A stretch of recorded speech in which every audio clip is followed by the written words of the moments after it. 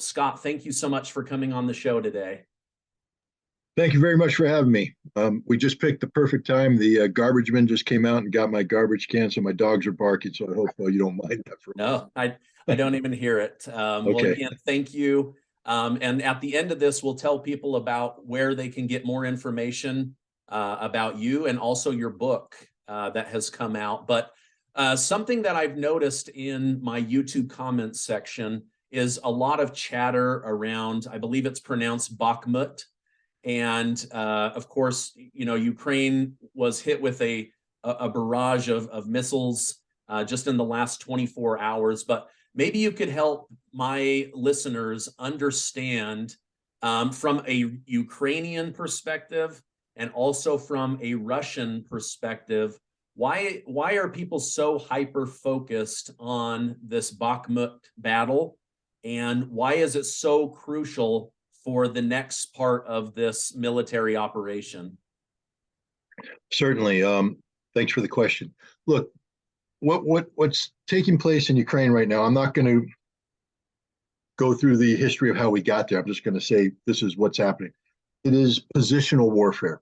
The Russians and the Ukrainians have a line of contact that is well defined and has been heavily fortified by both sides. Bakhmut, what was called the Bakhmut Solidar complex, is the Gordian knot of this defensive line. It's that which holds it together. It's heavily defended, heavily fortified, important command and control, important logistics. And if it falls, basically the entire Ukrainian defense will be unraveled. But it's more than that. The Ukrainian government has decided that it's not going to, for instance, withdraw from Bakhmut and build a new defensive line behind it. Actually, some people think that's a better idea. If you look at the map, the territory behind Bakhmut is higher ground, so it's eminently more defensible than sacrificing everything in city fighting. But the Ukrainians made a decision to hold on to this, and they have thrown tens of thousands of troops into this battle. It's become the decisive battle of the war.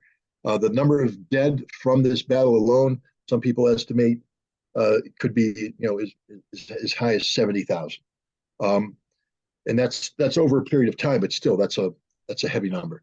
The Russians have likewise thrown thousands of men into this fight and suffered thousands of casualties. Not on the level of the Ukrainians, but still, it's a very dangerous fight.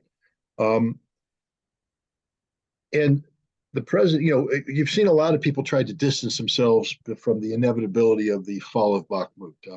You hear Lloyd Austin, the Secretary of Defense, say it's just a place on the map. It is of no strategic value.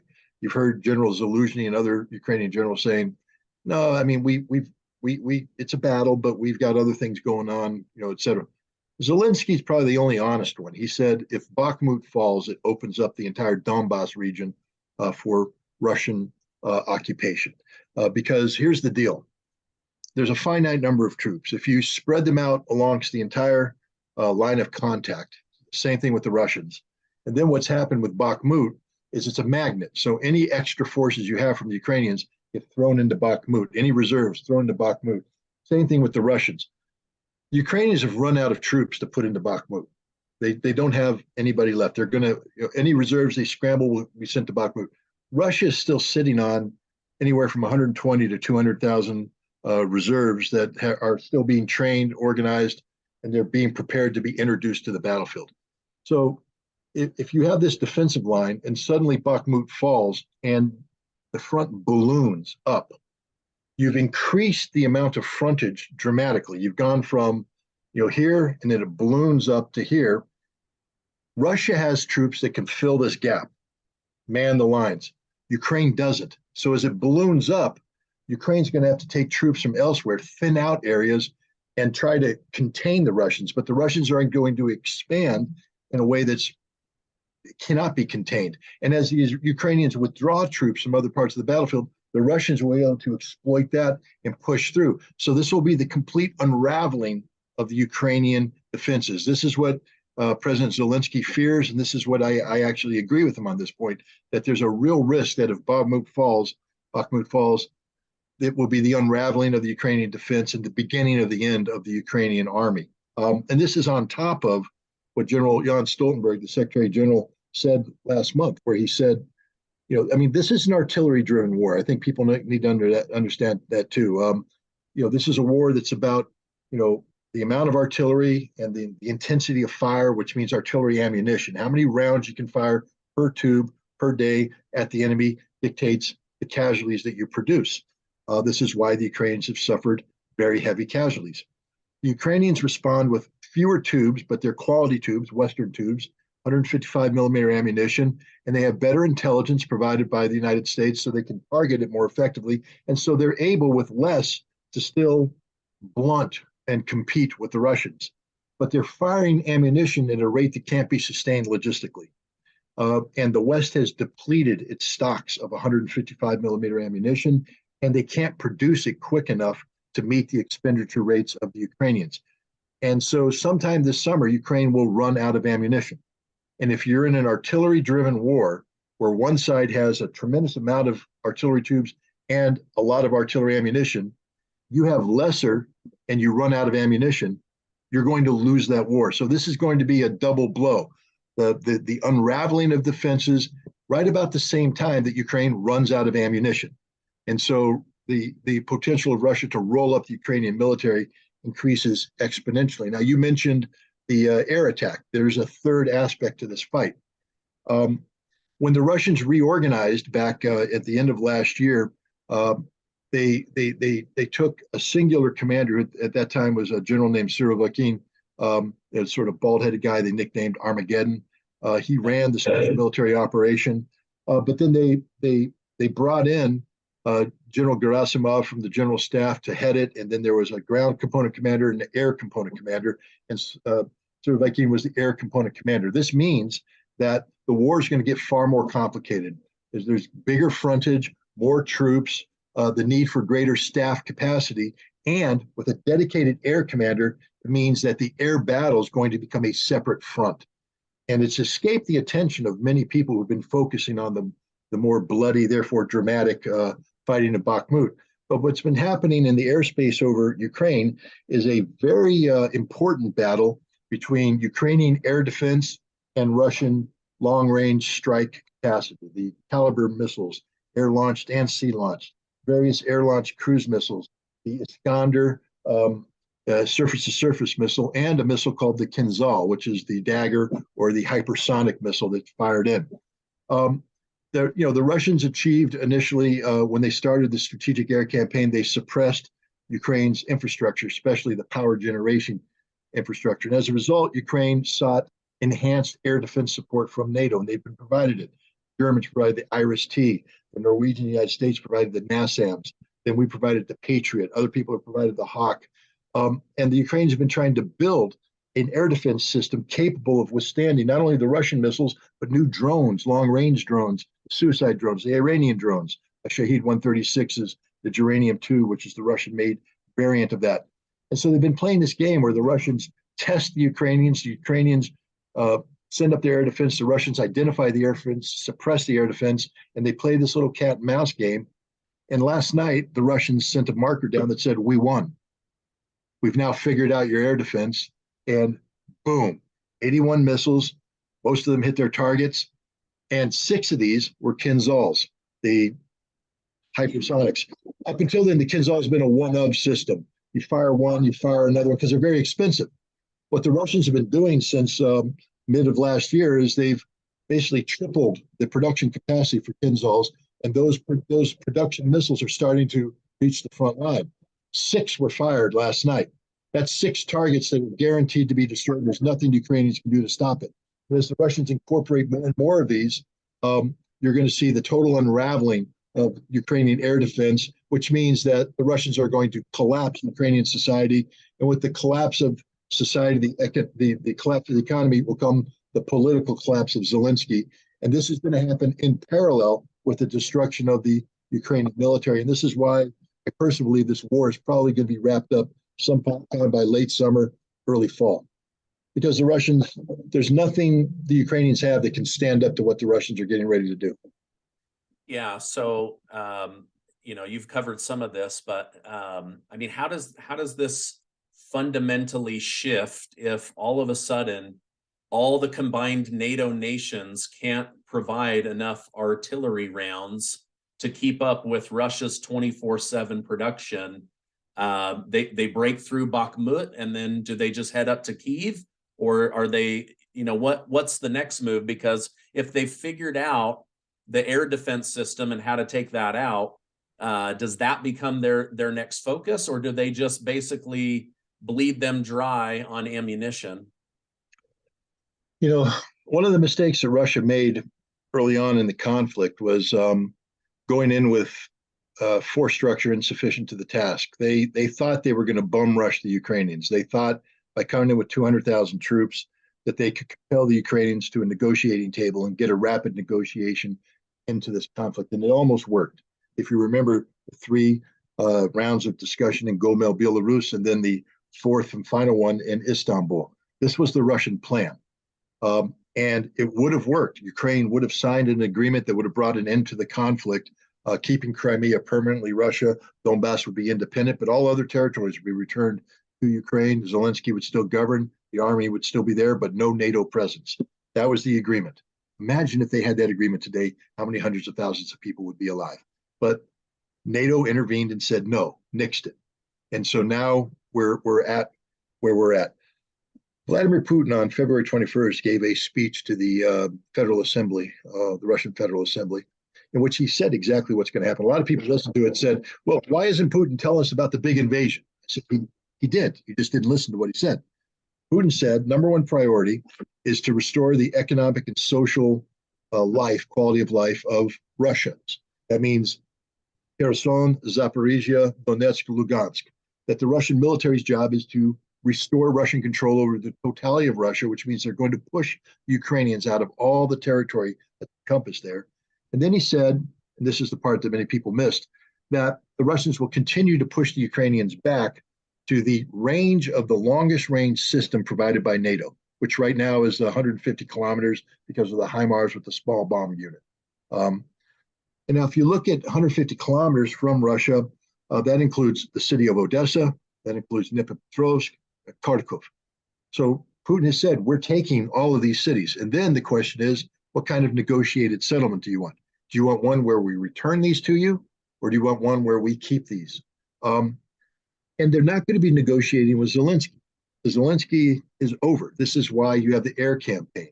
Russia envisions the political collapse of Ukraine. Russia doesn't need to take Kiev. Russia doesn't want to take Kiev because Russia learned with 200,000 troops, you bit off more than they could chew. That's why the Ukrainians were successful in their counteroffensive in September, because Russia didn't have enough troops to man the line. Russia now has between 600, 700,000 troops, but that's sufficient to do that which Putin just said. Take over the Donbass, recapture territories, push them back. But any concept that Russia is going to go up and occupy Western Ukraine or come down and take Kiev, not with these resources, and Russia's not planning on any mobilization. So Russia's looking for a combined military political solution. The military solution is the destruction of the Ukrainian army, which we see taking place in Bakhmut right now. The political solution is the collapse of the Zelensky government and replacing it with a Ukrainian government that will unconditionally surrender to Russia and then be subjected to basically you'll get a military occupation and a denazification process that's going to take anywhere from 2, 3, 5 years. But that's the future of Ukraine, unfortunately. It's not one that they deserve, but it's the one they're going to get. And they're going to get it because NATO is powerless to stop this. It's not just that NATO doesn't have any artillery ammunition. General Cavoli, the head of the Supreme Allied Commander, the head of American forces, spoke in Sweden in January, and he said the violence, the scope and scale of the violence taking place in Ukraine is beyond the imagination of NATO. That means that NATO isn't trained, equipped, organized, led, sustained to wage that kind of war. So there's nothing NATO can do short of nuclear conflict to stop the Russians from accomplishing what I just laid out. NATO doesn't have an army capable of power projection. Everybody said, well, 100,000 American troops. Yeah, that's it. How are they going to survive? Where's their artillery ammunition going to come from? They've given it all to the Ukrainians. The British run out of artillery ammunition 2 to 4 days into a conflict. The rest of NATO does the same. The Germans can't get troops out of the barracks. The French can't get troops out of the barracks. There is no NATO army. There is no NATO capability to wage this kind of war. It will take years to create that kind of capability. Meanwhile, Russia wins the war. So I think, when, what I laid out for Russia is a realistic projection of what could happen. Nothing is 100% certain. No plan survives initial contact with the enemy, and the enemy always gets a vote. And I'll say this about the Ukrainians. They've shown themselves to be extraordinarily courageous, tenacious, and capable fighters. And so anybody who automatically writes them off is a fool. Whatever Russia victory emerges, it'll only be won through extraordinarily high intensity combat that'll be costly to all parties involved. But I think that military math is on the side of Russia. It's against Ukraine, and the Ukrainian equation cannot be balanced by NATO, which has nothing left. Yeah, I mean, from a personal standpoint, I want peace. I've wanted peace.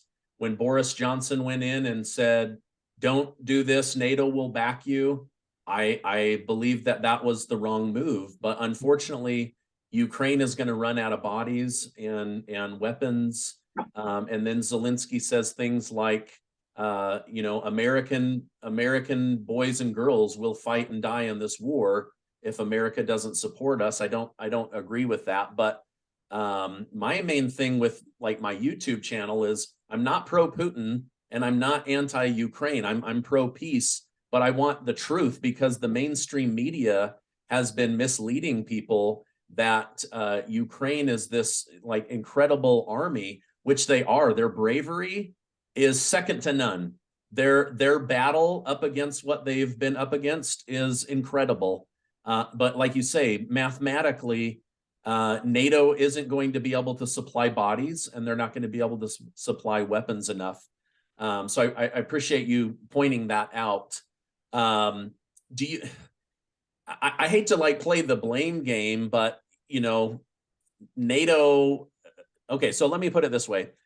Colonel Douglas McGregor told me, that they had this peace deal organized, and now Putin, he's not trusting anybody. He's not going to come to the table with the same deal that they have. You just said kind of the same thing. So at what point do you think that they will come to the table? And you said you don't believe Zelensky will be involved. Zelensky had his chance. He has actually had several chances. The Russians, I always tell people, or remind people to just ask the following question. Why is Zelensky still alive? Why is Zelensky allowed to communicate? Why is he allowed to go and raise money and do all this? Because the Russians let him. Why do the Russians let him do this? Because Russia is not seeking, or was not seeking, the destruction of Ukraine. Russia was seeking the surrender of Zelensky. So they need him alive. They need him to communicate with his NATO allies to create a negotiating position that could lead to the end of the conflict. He's opted instead to misinterpret Russia's decision to keep him alive as evidence of his invincibility. He's not invincible. His days are now numbered. Look, there will be, in my opinion, a negotiated settlement to this war, but it's not going to be two parties sitting down negotiating. It's not even going to be Liad Appomattox, where, that's one possibility. If Zelensky is replaced by, for instance, General Zaluzhny, and you have a Liad Appomattox moment where Lee and Grant get together and shake hands and sort. I'm envisioning more of the USS Missouri in Tokyo Bay, where the Russians victoriously lined up and bring in a defeated Japanese military who unconditionally surrenders to them. That's where Russia is. Why? Why is Russia doing that, especially when they were willing less than a year ago to sit down in Istanbul and terminate this conflict in a way that was not advantageous to Russia at all? Actually, in many ways, it was disadvantageous. Why would Russia, what changed that? Well, first thing we have to understand is that this war was brought on by NATO expansion, plain up. In February of 2008, William Burns, who's currently the director of the CIA, Back then, he was the U.S. ambassador to Russia, wrote a memorandum called Niet Means Niet, Russia's Red Lines on Ukraine.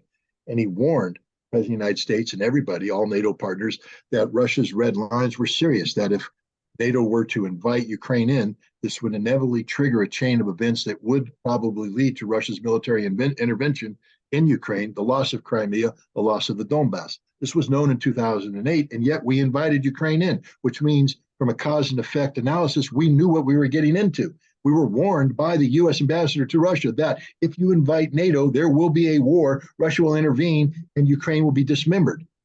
And yet we did it anyways. Then we entered into this policy of the Great Reset under Obama, which was really just regime change to replace Putin with Medvedev. That didn't work. Putin stayed in. So then we sought to undermine Putin by promoting the Maidan coup that got rid of the pro-Russian president Viktor Yanukovych, replaced him with a government of our choosing that happened to be composed of radical right-wing nationalists who have links with Nazi Germany's ideology. And we've empowered them, the Azov Battalion. Don't believe me, believe the US Congress, since from 2015 onwards, had an amendment to the National Defense Authorization Act, which said no money can be used to support the Azov Battalion because it is a white supremacist neo-Nazi unit. If the US Congress is recognized as such, I agree with them on this one. But we've empowered them. But even then, Russia sought to avoid war. You know, in 2014, there was a battle north of Donetsk in the Donbass where anti-Ukrainian forces, ethnic Russians, supported by the Russian government, we know that, they deny it, but we know it, surrounded 10 to 15,000 Ukrainian soldiers and were going to annihilate the Ukrainian army. That would have ended the fighting. The Ukrainian government went to the French and the Germans and begged their intervention, and they came in and they negotiated something called the Minsk Accords.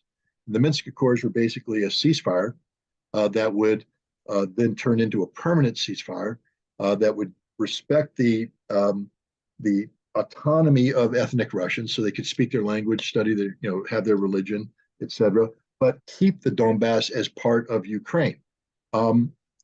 Russia believed in this, signed it. Putin tried to implement this for 8 years. We now know, and what we've learned since Boris Johnson's intervention, Petro Poroshenko, the president of Ukraine, has come out and acknowledged it was a sham. We were never going to do Minsk.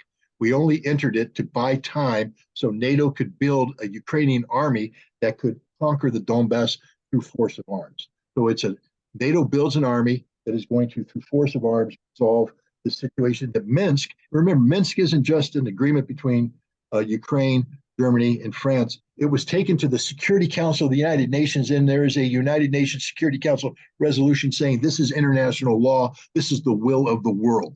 So Russia's believing this, but Ukraine's saying, no, that's all a lie. We're going to build an army to resolve this thing, which the Security Council says must be resolved peacefully. We're going to resolve it through force of arms. And now we found out from Angela Merkel and Francois Hollande, the German chancellor and the French president, that they said the same thing. It was a sham.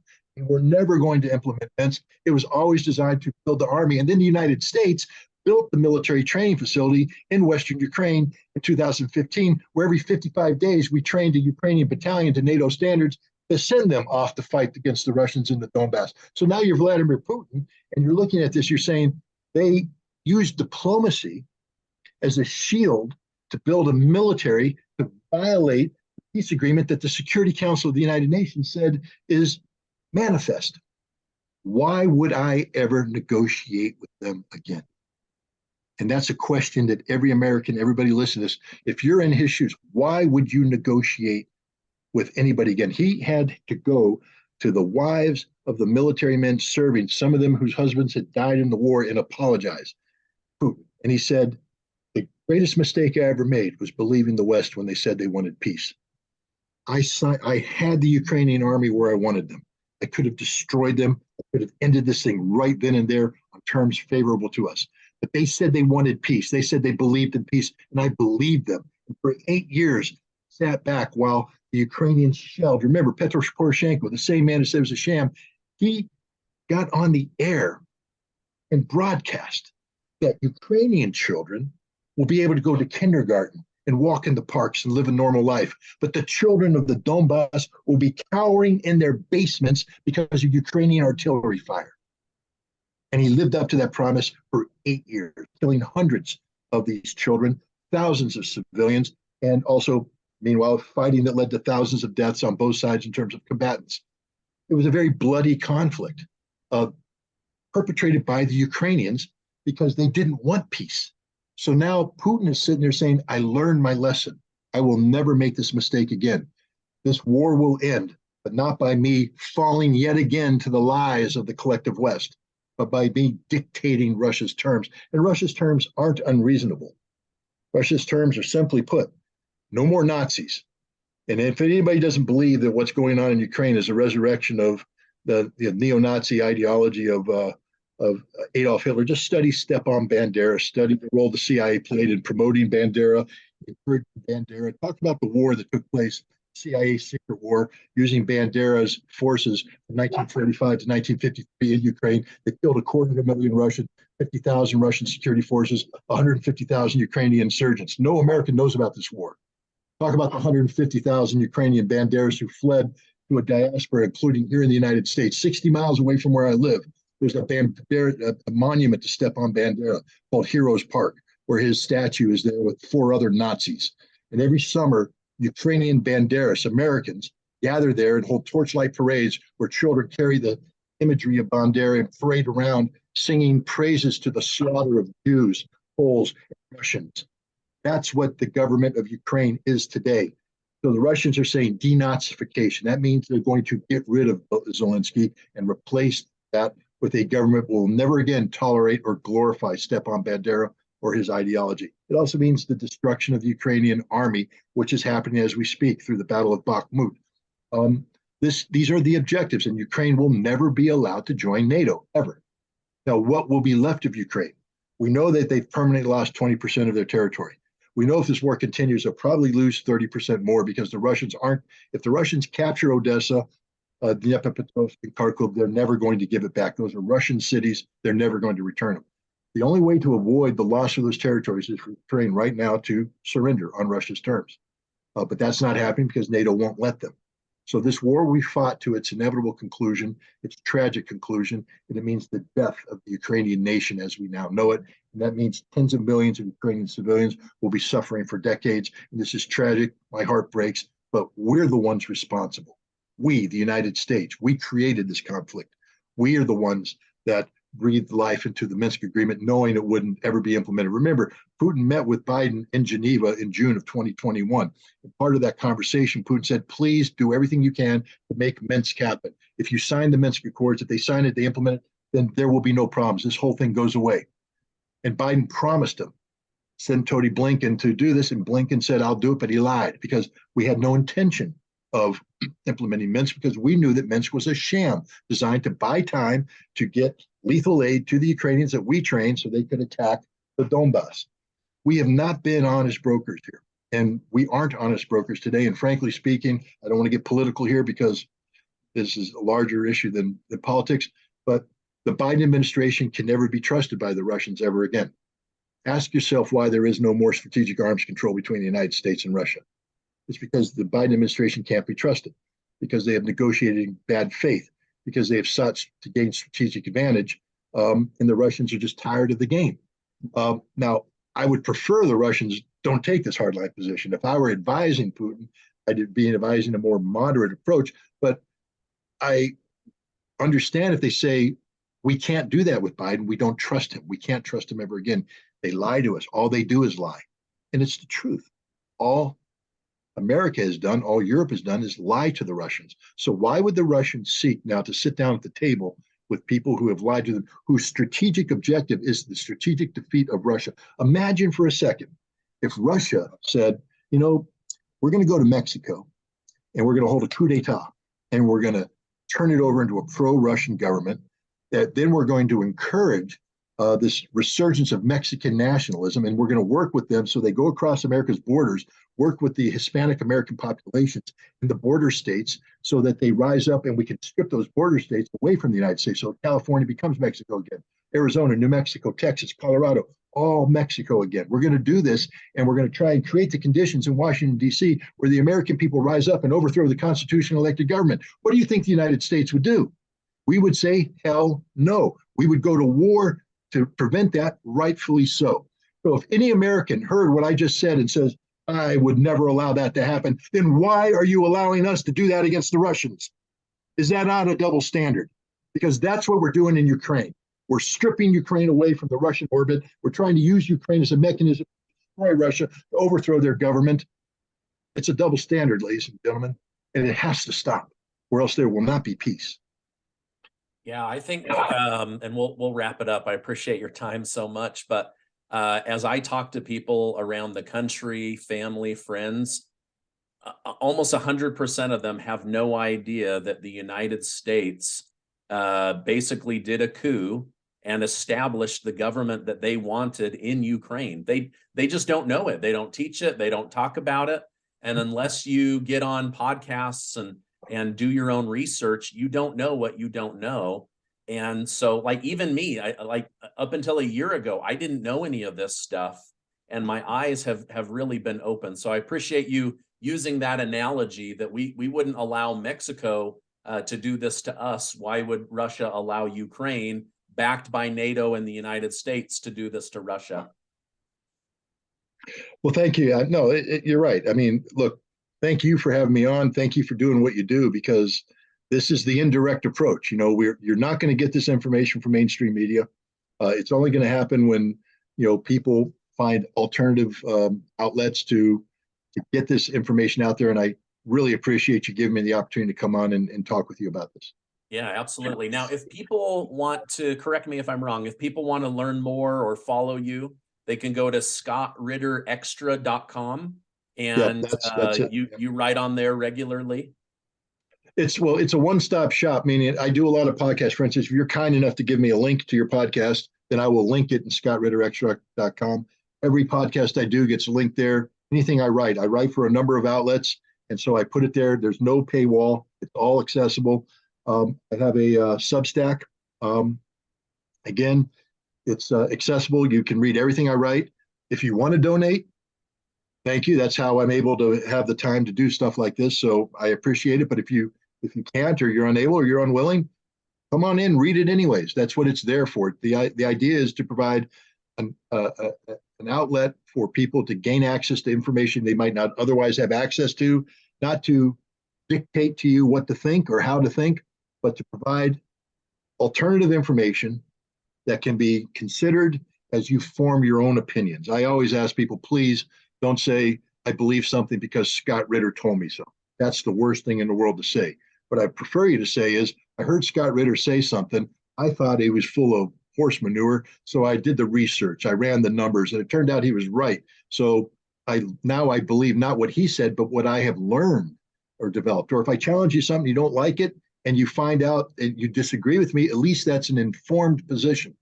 And you have to have an informed position to be a good American citizen, because only then can you carry out responsible debate, dialogue, and discussion that empowers us collectively to do the right thing. So I really appreciate you giving me an opportunity to come on here, and I hope that this has been productive for your audience. Great. Thank you so much. Can they also get your new book, Disarmament of Perestroika? It's Disarm in the Time of Perestroika. It's a book about the implementation of the Intermediate Nuclear Forces Treaty back in the late 1980s, 90s. I was a key player in that. So it's part memoir, but it's also a history of a time that nobody knows about. I will guarantee you that none of your audience knows anything that's in that book. And yet, and I also say this somewhat tongue in cheek, but if you meet me, guys, shake my hand and buy me a beer, because you wouldn't be alive today if it weren't for me and the other Americans who did this treaty and their Soviet counterparts. Because if it weren't for the Intermediate Nuclear Forces Treaty, there would have been a nuclear war and we all would have died. That's how important this treaty is. And now people today take a look at the difficulty of US-Russian relations and say, oh my God, how could we ever get out of this? I say, read my book, because in the 1980s, it was just as bad or even worse. And because of this treaty, we broke down all the mistrust. We came together. We worked together in a cooperative fashion. We got rid of nuclear weapons, made the world a safer place. We squandered that opportunity, but we could do it again. So this book isn't just a history. It's a template of hope for the future. And I encourage people to read it.